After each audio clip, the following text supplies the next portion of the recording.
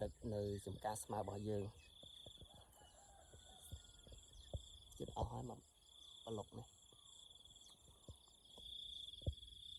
នៅខាងនេះ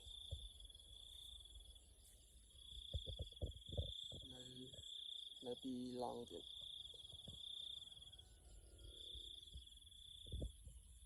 ថ្ងៃនេះ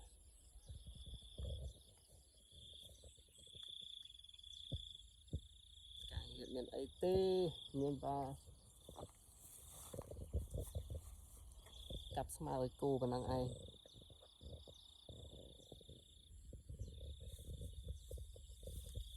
កាត់សិតយើងការថតសិតយូរនេះសិតនៅតែធ្វើអញ្ចឹង